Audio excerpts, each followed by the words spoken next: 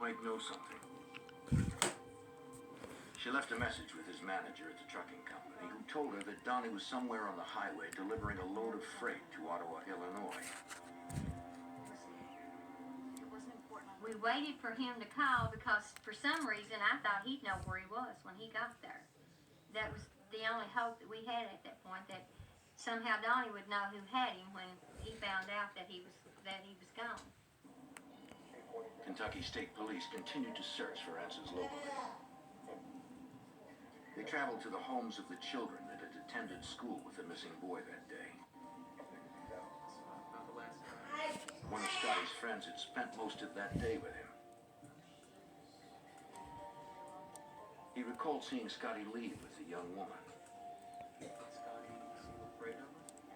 The 10-year-old also saw the car they got into.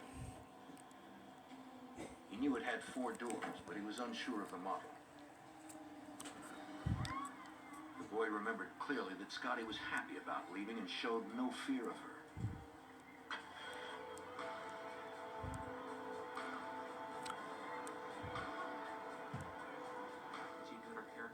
He said that all Scotty had talked about that day was traveling on the road alone with his father. The 5th grader had little else to add. Think of anything else, but By 10 p.m., more than 10 hours after Scotty was last seen, investigators still had no solid leads to his whereabouts.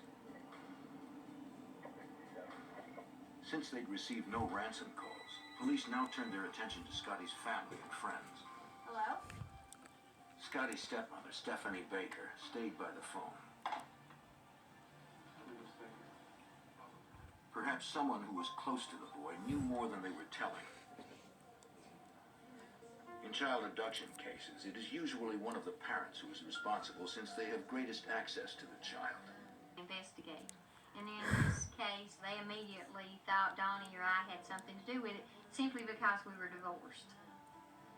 Detectives asked about her relationship with her ex-husband, Donnie. She said that she and Donnie were distant, but for Scotty's sake, they remained generally respectful of each other. The couple had divorced 5 years prior. According to Ruth, the divorce was acrimonious, with custody of their son acting as the main point of contention. After some wrangling, Ruth and Donnie agreed to joint custody. To her knowledge, when her ex-husband had Scotty on the weekends, he always treated their son well. In fact, Ruth believed if there was anyone who might harm her boy, it was Stephanie, her ex-husband's new wife of 9 months.